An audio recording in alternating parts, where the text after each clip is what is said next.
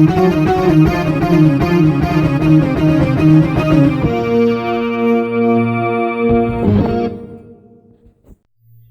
a decade and a half ago, around 2005, a company called Acclaim began development on a racing game.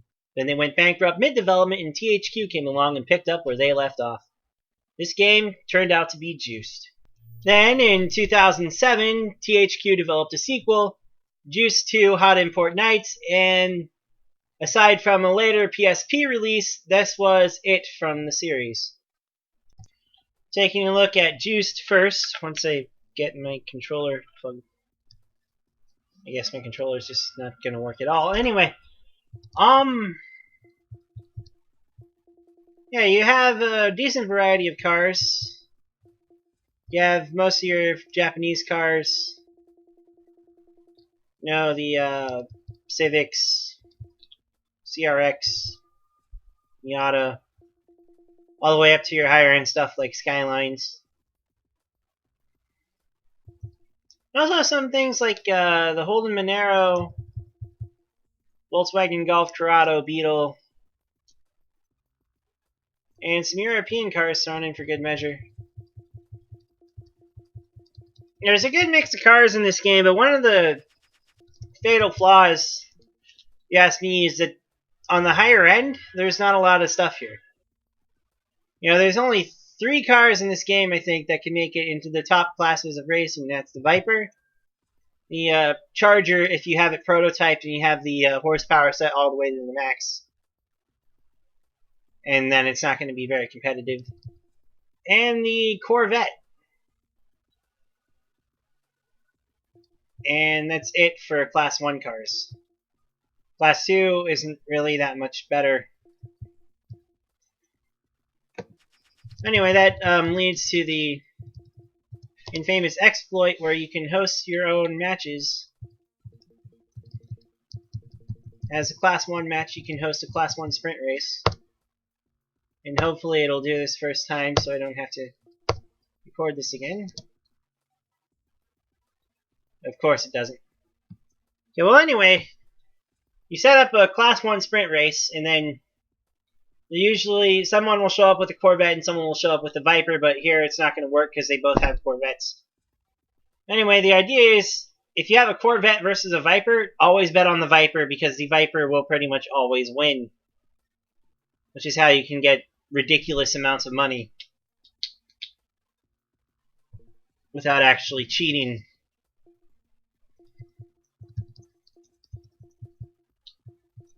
Anyway, but aside from that, you know, you have a whole bunch of race types: circuit races, point-to-point, sprint, and then show-off, which is kind of just goofing around with the car, basically. Precursor to a drift mode.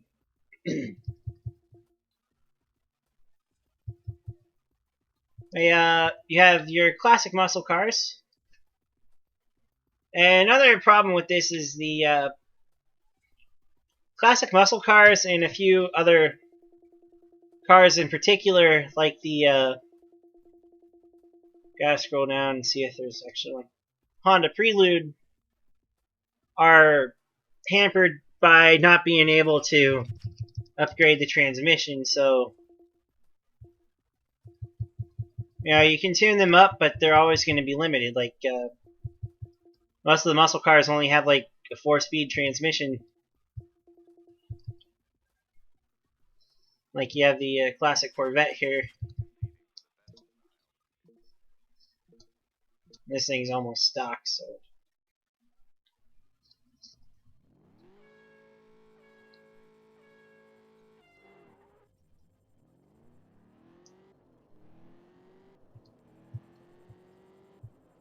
Driving physics are more arcade and realistic, but it has a very nice feel. As long as you're not driving something like a Viper that's almost entirely uncontrollable.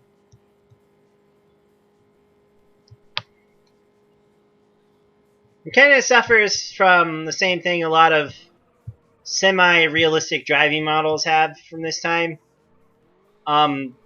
anything that's powerful in rear-wheel drive or anything that's mid-engine rear-wheel drive is extremely hard to control, especially with the keyboard that I'm using right now because my controller is not set up to work with this game at the moment.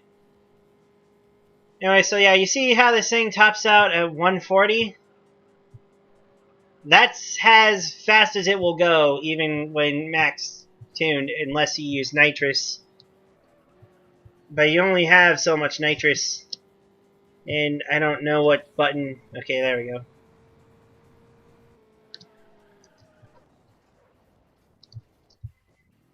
Because it will not upgrade the transmission. You'll get more power, you'll get better acceleration, better handling, but you're stuck with the factory transmission pretty much.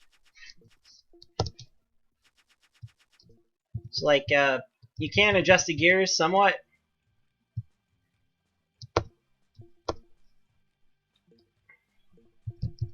but it's not going to make that much of a difference. Like, I may be able to get it to 150 now, maybe,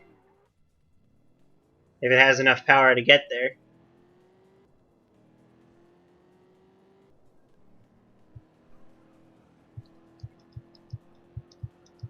Yeah, it's climbing.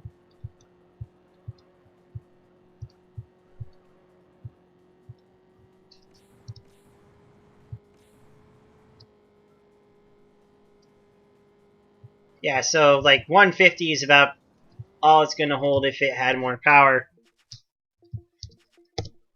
As a demonstration, do I have anything that's higher tuned than this that I can use?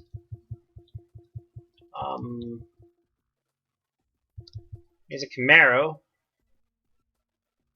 A really garishly colored Camaro. This is a car I won in a pink slip race, which is why it's so garishly colored. Anyway.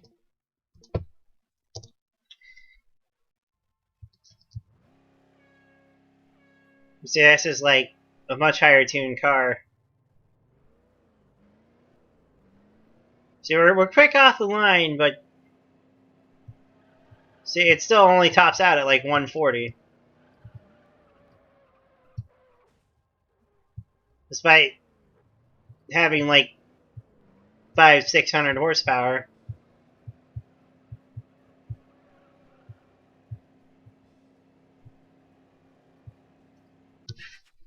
And that right there is one of the main flaws with this game. Aside from the Viper being the overlord of all the cars. Should probably fix this.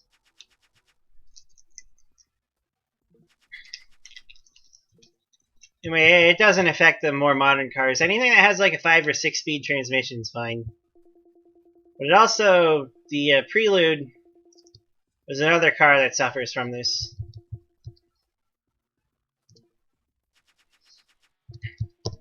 Because if we'll take it on the dyno here, it's only good for like 120, 130.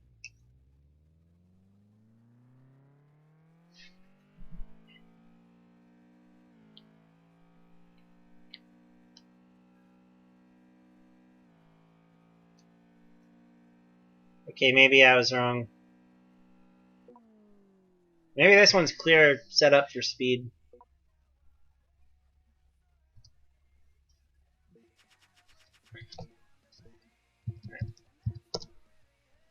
Yeah, this one's all towards the speed. That explains it.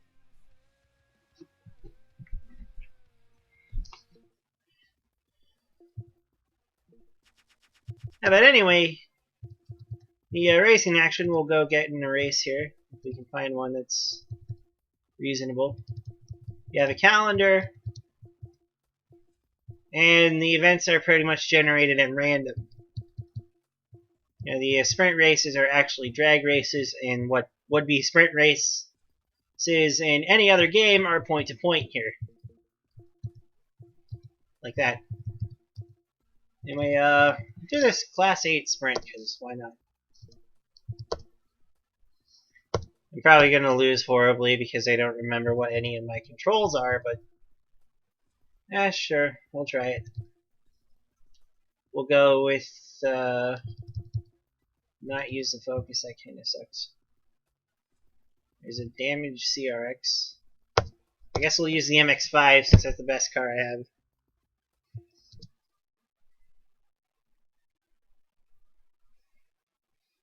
And turn the music off. It's already very low, but just to avoid any copyright issues. I don't think I did that in the garage before, but hopefully that won't matter. Anyway, got a nice preview of the track. There's a nice little barn there.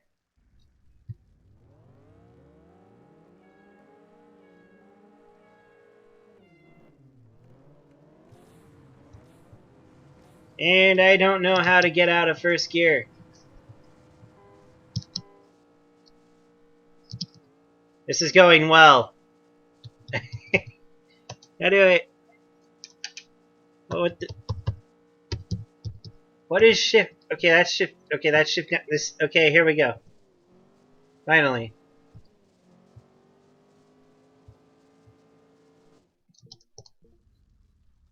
Okay, let's try that again now that I actually know how the gear shifting works.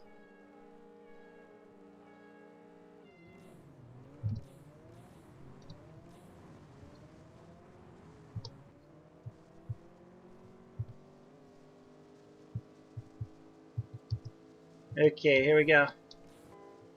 Here we go, we got this, we got this. There.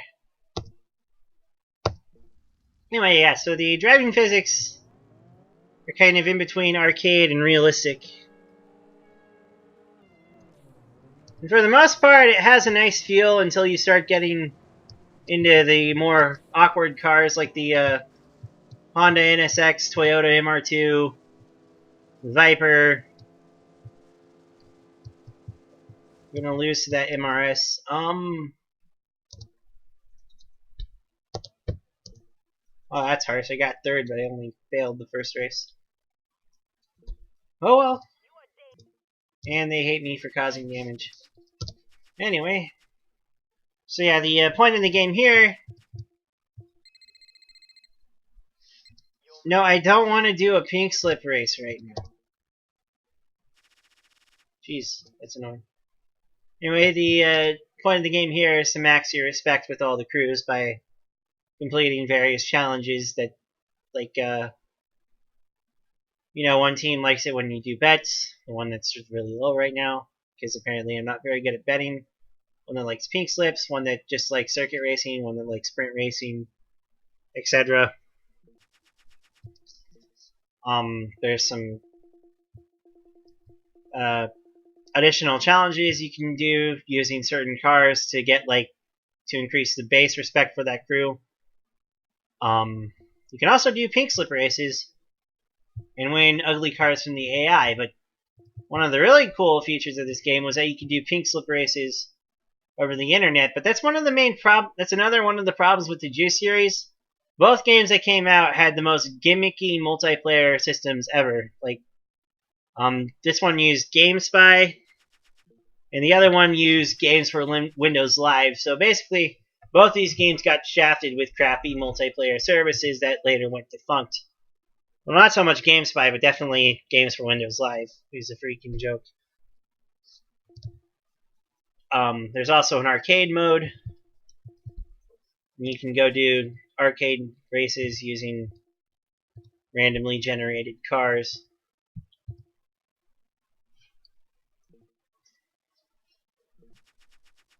Anyway, that's about all there is to say about the first game in this series.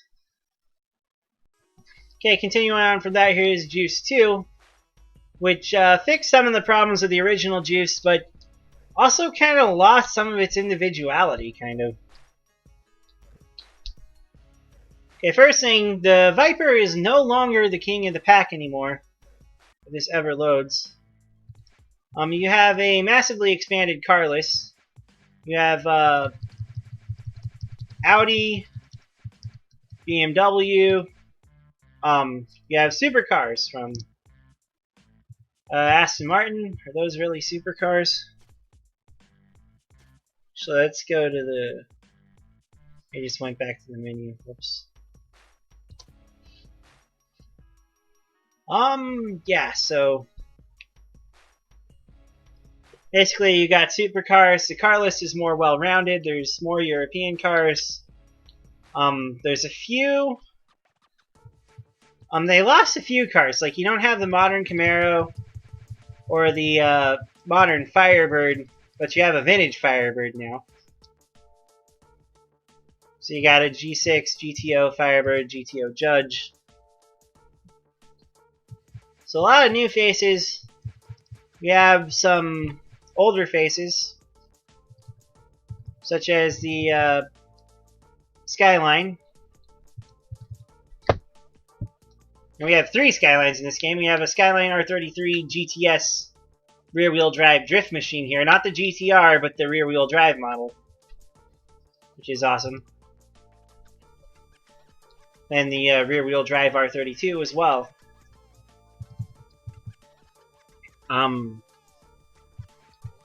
Well, Juice only had the R34. Got Plymouth Barracuda. A lot of your classic cars from this time. You got some nice new cars like the Pagani Zonda. Some cars that can outclass the Viper now. Melling Hellcat.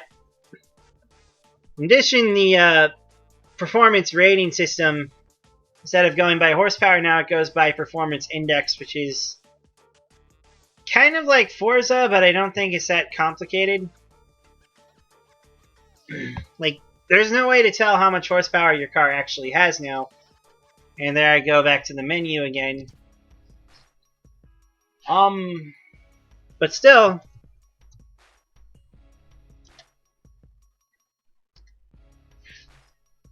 come on. And instead of having 8 classes in Juice, where you had classes 8 through 1, you have a few extra ones now. They're all divided into leagues. So now you start as a rookie, which is basically class 8 from the original game. And it goes clear up to HIN Elite, which, if this was by the original game system, would be like class -1? I don't know.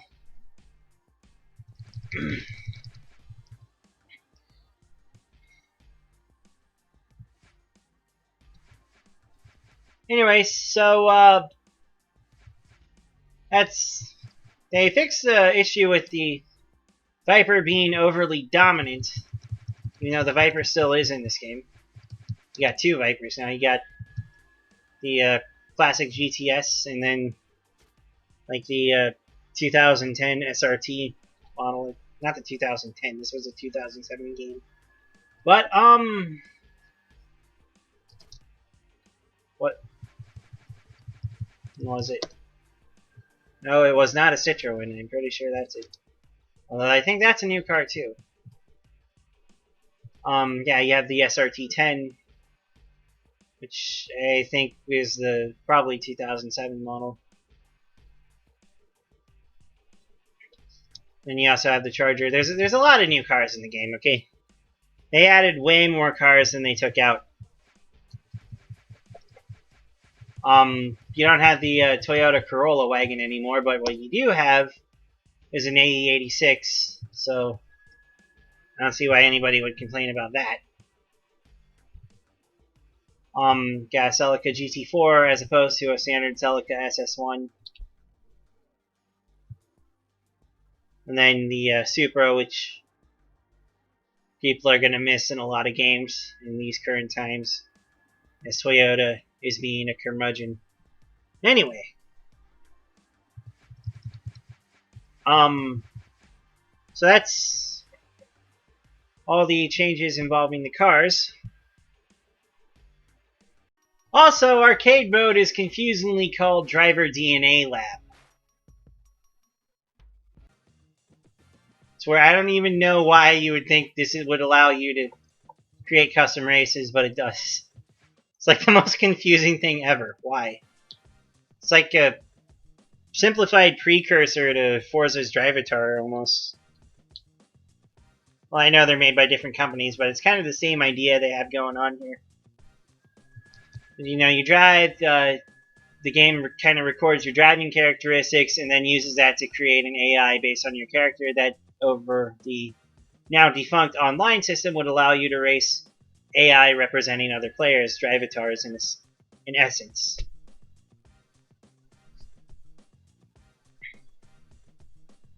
And then here you can create custom races.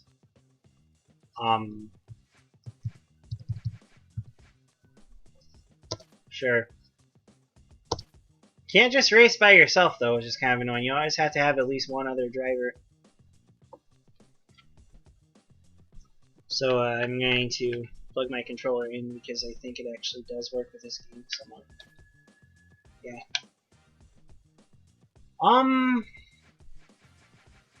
Pick one of my cars. Sure.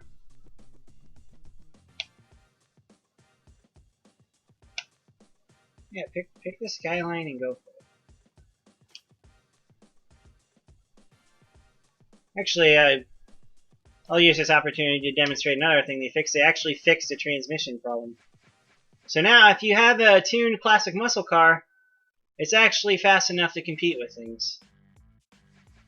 That one's not tuned.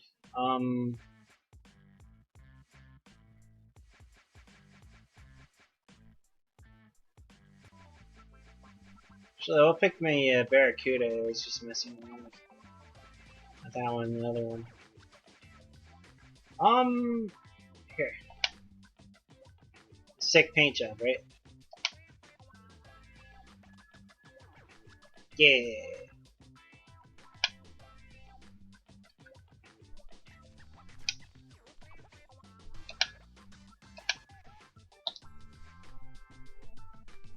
No, just go. Just go, race game. Come on.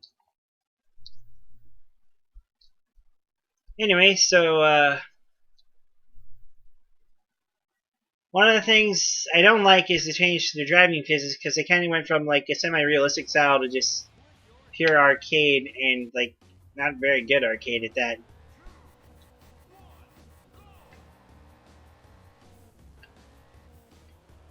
I mean, these cars just they turn way faster than they should. And a lot of the times you're driving so fast in these later ranks that it's just no way to compensate, but you're not losing control of the car constantly like you would in Juiced. They did fix the transmission issue. As you can see, this Barracuda is easily hitting almost 200 miles per hour. Which, you know, is a good change.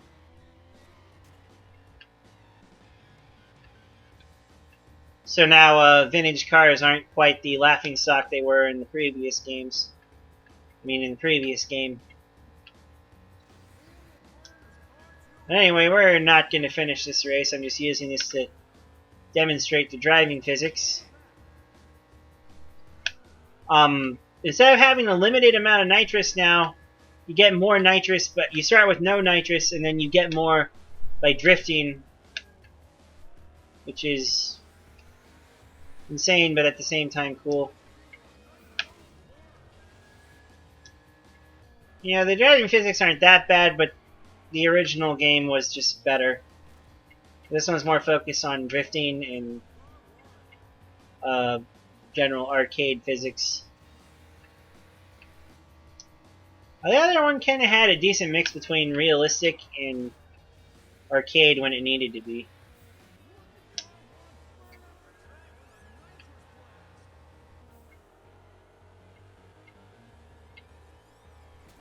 You see this Barracuda has nearly perfect grip. Like, there is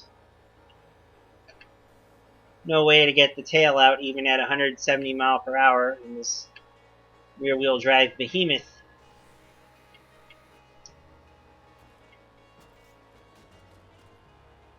Also, there is damage, but only in the PC, PS3, Xbox 360. And unlike in the original game, you never have to pay for it. It's just visual. But hey, the damage modeling is better. You can lose bumpers and hoods and stuff. if you get enough damage.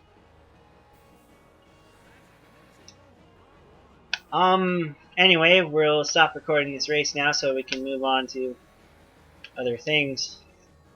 The car engine sound effects have been slightly improved. Here's a test using a Mitsubishi Eclipse GSX, for example.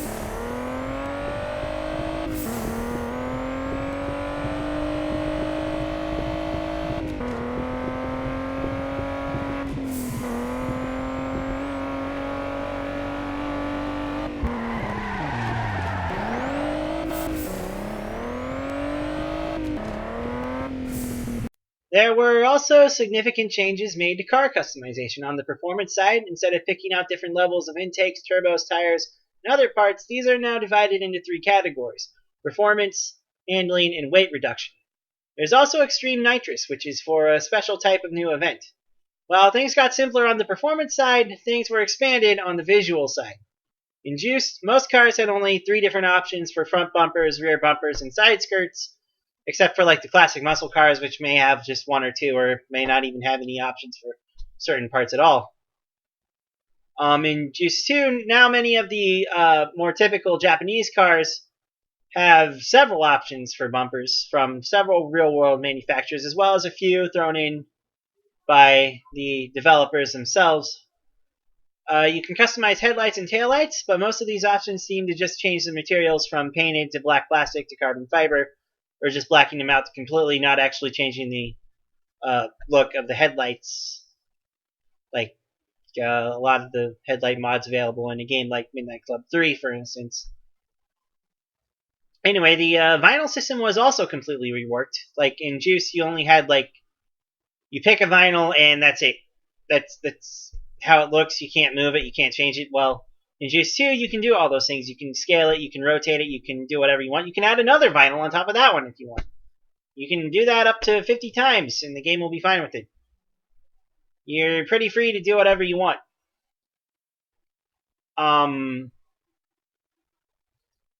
Applying manufacturer decals to your car also gives you a 5% discount on those manufacturers' parts. And if you want to tip, go with an Edelbrock sticker, because Edelbrock makes apparently most of the car parts that you're going to need. I think like the only few things they don't make is tires and transmissions.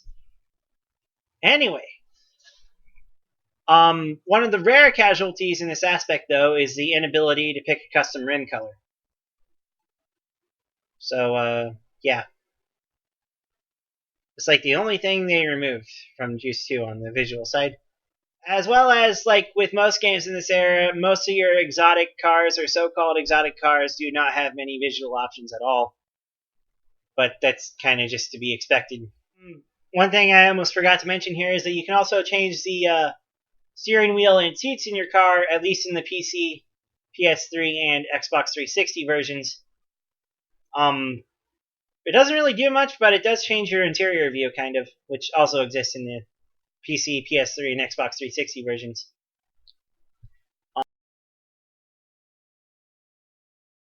While the Juice series never really got the attention it deserved, it is not without its flaws. One of the main ones is complete and total lack of modding support, which kind of, along with the gimmicky multiplayer that was short-lived, kind of guaranteed the games would not have a very long shelf life. Juice 2 offers a few unique cars, such as the Milling Hellcat and the Ascari KZ1, as well as a decent decal editor, but these days it's nothing different than what you would find in a typical Forza game. One of the features that sets these games apart is that later in the game it basically becomes a car sandbox. In Juice 1 you have the ability to bet on Class 1 races with Vipers that always win, which will give you a bunch of money. While may have not have been intentional, in Juice 2 it really is intentional. You will end up with a crap ton of money in this game without even using any exploits whatsoever. Way more than you can spend on cars. Anyway, thank you for watching. Be sure to like, comment, or subscribe. If there's anything I forgot to mention, be sure to mention it in the comments. This is Strike 9716, signing off for now.